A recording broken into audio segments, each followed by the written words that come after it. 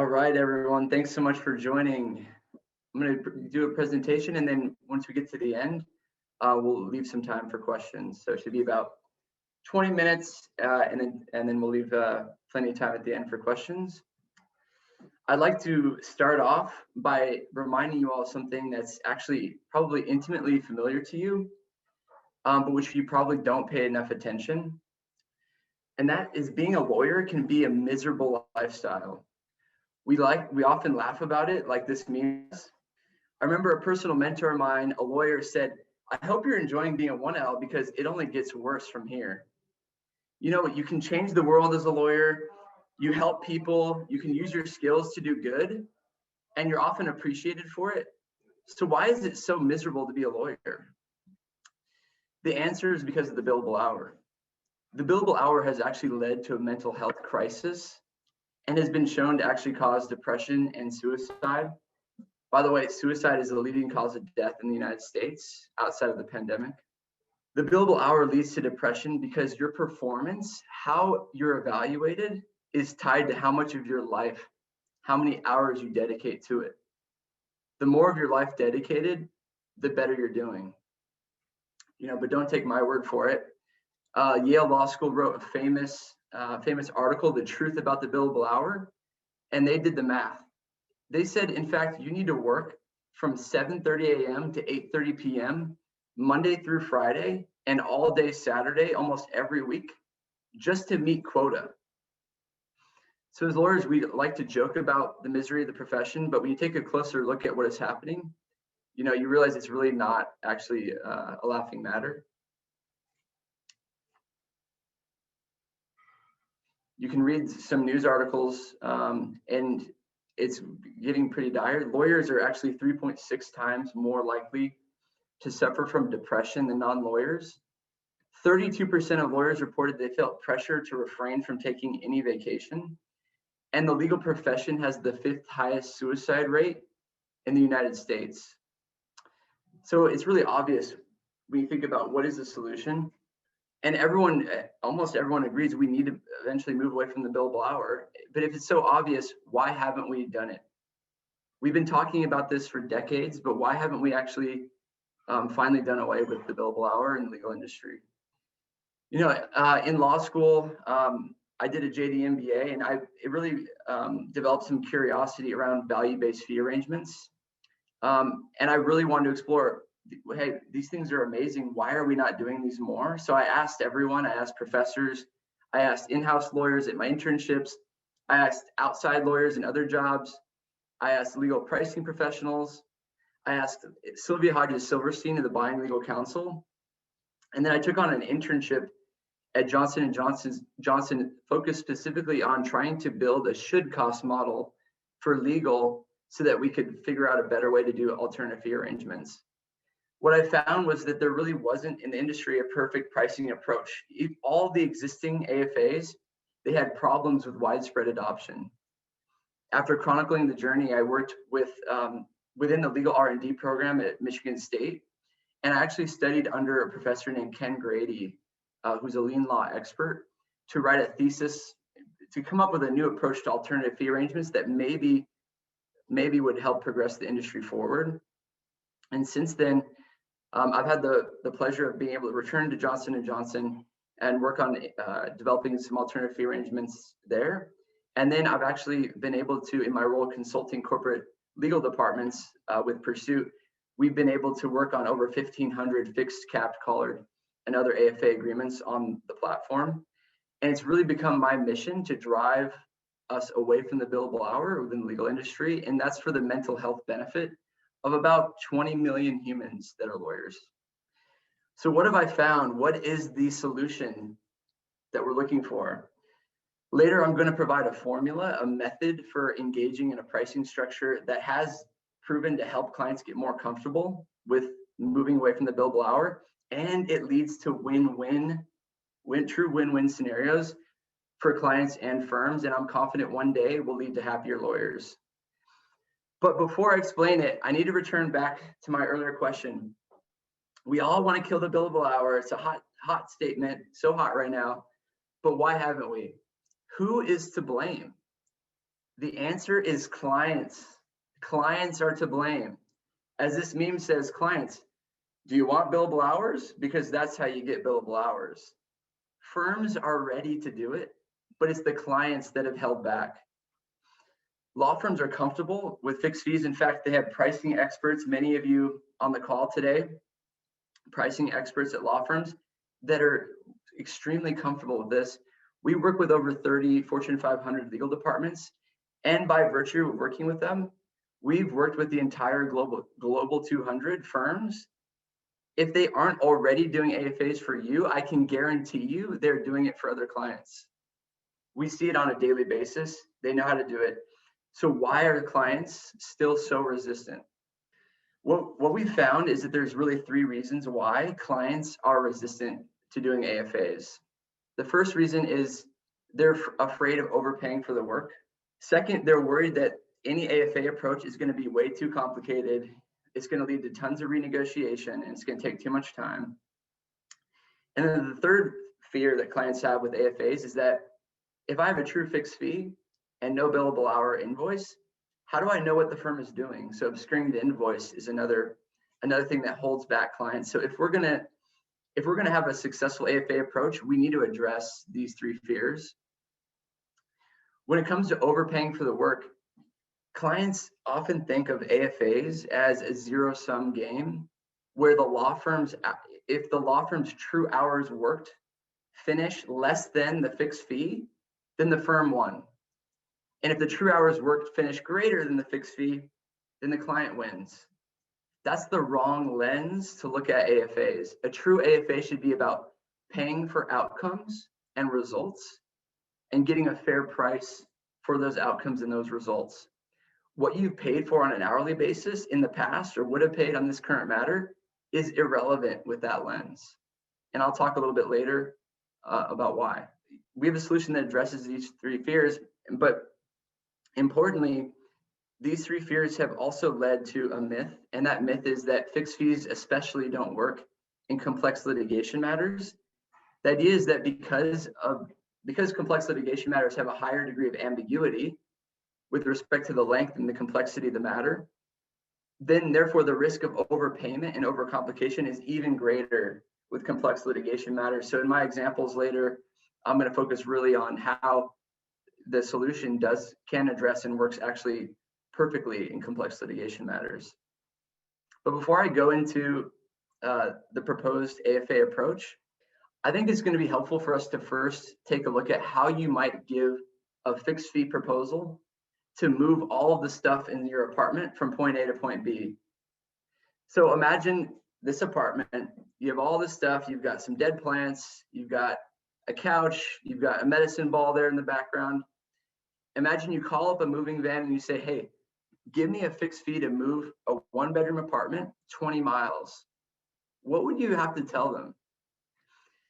You tell the moving company where you lived, where you're moving to, how much stuff you have in your apartment, and then the company, let's say, gives you a quote for $1,000. We'll charge you $1,000 as a quote, but ultimately it's an hourly rate, but we quote you $1,000. The company comes, they pick a pack of all your stuff, they move it, and at the end they say, you know what, David, yeah, it took us way longer than we thought. We got held up in traffic, whatever it is. So we're gonna have to bill you $2,000 to move all your stuff. What would be the first thing you would ask? You'd probably say, hold on, I told you exactly how much stuff you had to move. I told you how many bedrooms I have. I told you how far you're going. I told you how many stairs you're gonna have to trek up and down. So you either knew or you should have known that there was gonna be that much work required when you quoted me $1,000. So why would I pay more when the amount of stuff didn't change? So that's really the key question. Why would you pay more if what you assumed had to happen happened? Why would you pay more? So how would you actually quantify? So then it really comes down to, how do you quantify the amount of stuff in your apartment? Well, what would be the mental process you would take yourself through? You would need to make some informed assumptions. But when you give an estimate and you make the informed assumptions, you don't count up how much underwear and socks you have, right? You focus on the big ticket items. How many dressers are there? How many beds? How many couches? How many desks? You don't get bogged down in underwear, cutlery. In other words, you focus on the major cost drivers. What if after moving and you asked, hey, why did you charge me more? The moving company said, you know what? You said there are 20 forks and knives, but you actually had 50. So we're going to have to charge more. Would you be happy having to renegotiate that every time your assumption as to something so small deviated? You probably wouldn't want to deal with that. But what if I told you that what if I told the moving company that I only had one bed and I actually had 5? Well, maybe I feel like there's some merit in adjusting the price upward because that's a really heavy item. The same principle applies in legal with alternative fee arrangements. You provide the assumed quantity of just the major cost driving tasks, just the biggest cost items, the beds, the couches, and the desks of litigation. For example, how many depositions, how many experts, how many motions. Only the big cost drivers, you make an informed assumption. And by doing that, we can come up with a better alternative fee arrangement approach. So how does this work? The solution is the activity collared fixed fee. How does an activity collared fixed fee, whoa, that sounds scary. How does that work? There are 3 steps to engaging in an activity collared fixed fee. The first step is you provide, like I said, provide the assumed quantities. And by quantities, I mean how many depositions, how many dispositive motions, how many court conferences, but you only do it for the major cost drivers. So for example, you know, how many depositions, but maybe you wouldn't quantify how much research you had to take. So only the major cost drivers. The second step is you define, okay, what is going to be allowed to trigger a change in price, also known as a material deviation clause. The material deviation clause in this example, in our suggested approach, is a collar, but it's not a collar around the billable hour. It's a collar around the number of activities I've assumed. So if I assume 10 depositions, I'll put a 30% collar around that number, around 10, such that if the actual number of depositions performed was 11, that's only a 10% increase. That's not enough to trigger a change in price. But if there were 14 depositions, that would exceed a 30% change. So you would adjust the price upward, and you'd use the price per deposition to do so. And same if the number of depositions is less than 7. There's only 5 depositions, you adjust the price down. So you have a really simple mechanism for adjusting the price that does not rely on the billable hour. The third step is that you competitively source. How do you know that you're getting a fair price for the work? You don't go analyzing and analysis paralysis, looking at millions of matters, hundreds of thousands of lines worth of data to figure out what an effective AFA is. You simply ask multiple firms to submit proposals for the work. All right, so those are the 3 steps for the solution that's going to drive the industry forward with AFAs. But that sounds like a lot of theory. How does it look in the wild? Okay, here's an example. You don't need to be able to read every line here. The main idea is you're defining each phase of the scope of work. So you'll notice, and this is an example of a scope of work for a complex litigation matter. You'll notice that the client has provided specific assumed quantities for 3 things: the number of witness interviews, the number of depositions, both taking and defending, as well as the number of trial days. But you'll also notice that they have not quantified how many cases should be included in the legal research phase. They haven't quantified that. So they're not quantifying how many hours they would assume the firm spends on strategy. You're not using the number of hours as a basis for your assumptions. You're only quantifying the major cost drivers and outlining based on your experience. You as the in-house counsel, you have a ton of experience with these matters. You can make a really informed, and you understand the facts. you can make a really informed assumption as to how many fact witnesses there are, how many experts you'll likely need. So that way, each of the firms can come in, you invite 2-3 firms, they can give you a proposal based on the same set of assumptions. But you don't need to be, one of the key elements here is you don't need to be right. If your assumptions are wrong, that's okay. You'll notice that the client here has defined what can trigger a change in price. So in this instance, they've used an activity collar. So they've defined a material deviation as a 30% collar around the quantity of depositions, interviews, and trial days, such that if the assumptions end up wrong, the price will be adjusted up or down by the price for those 3 tasks. So what does that look like when proposals come back in? This is what it looks like. You can see here that once proposals come back in, the client has fixed fees by phase from early case assessment all the way down to pleadings, discovery, and on down. And this completely alleviates the client's fear of overpaying because they have multiple proposals from 3 of their go-to law firms for what that firm would charge for that particular phase, given a very specific assumption as to what's going to take place in that phase. This approach also doesn't overcomplicate things because you'll notice you're not diving into thousands of different subtasks within each phase. You're only defining the major cost drivers, and you can see within the discovery phase, the client has received prices for fees per expert in case there's a deviation in the number of experts that they assumed. And you can see that that fee per expert ranges from 5,000 to 15,000 that each of the firms have provided. So really clear, simple layout for engaging in fixed fees. So why is this approach effective? This approach helps alleviate all the 3 fears we mentioned as to why clients have held back from engaging in AFAs. Overpaying for the work, you're relying on a competitive sourcing process to get multiple proposals. So you don't need to worry about overpaying because you've let the market determine what is a fair price for the work. You're not overcomplicating it because you're only defining the major cost drivers, and you're putting a collar around your assumptions such that it has to be a really large change in your assumptions, more than 30%, let's say, increase or decrease in those assumptions for the price to change. If the firms start billing hours and they say, hey, it took us 10 hours on this deposition instead of we assumed all the depositions would take 5 hours, so we're going to need to adjust the fixed fee. No, that's not allowed. Only if the quantity of those depositions changes would the price change.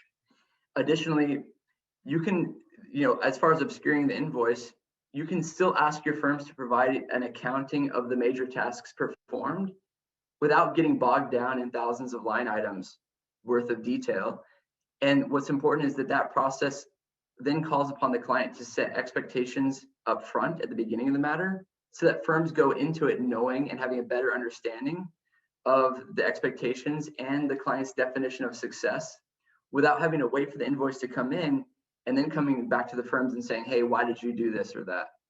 So what is our measure of success? How do we evaluate whether this approach is successful, and what should be, for any alternative fee arrangement approach, what should be our measure of success? Is measure of success, does that mean I got the firm to work more than I paid them for as measured by a shadow bill? No, that's not the measure of success. A true AFA, and especially the activity collar fixed fee, incentivizes firms to be more efficient. The current model, the hourly bill, the billable hour, incentivizes firms to be inefficient. Firms on a billable hour get paid more for having more senior people spending more time on the matter, even where you don't need more senior people. Just like you don't want a doctor doing a nurse's work, you do not want a partner doing a paralegal's work. By engaging in a fixed fee, you're incentivizing the firms to have the right resources doing the right work. That's what you want. Therefore, a shadow bill, looking back at the hours, that's not that they actually performed once their incentives were correct. That's not going to be an accurate representation of what you really would have paid under an hourly billable hour model where the incentive structure is completely different. So there really is no a shadow bill is really not going to help you to measure success. What is success? Great AFAs are those in which you as the client pay a semi-certain fee for the outcome or the result that you're looking for at a fair price, with a very, very simple and easy way to adjust the price that does not rely on a review of the hours worked. That's a great AFA. And what do I mean by semi-certain? Semi-certain means fixed unless there's a material deviation in the actual quantity of major cost drivers. And a fair price is the best price that the market could bear. And the market meaning your preferred firms, the best price that they are offering you to do the work as you've defined it. That's a fair price. And so by obtaining multiple proposals, you can get that fair price. Just try this once. Please try this once. I promise you this AFA approach will take us away from the billable hour. It will be it has already proven to be very popular with our clients, and I'm confident that it will lead to happier lives. Can we please start compensating our firms for the achievements, the results, and the outcomes, and not how much time our law firm partners are spending in the office? Thank you very much.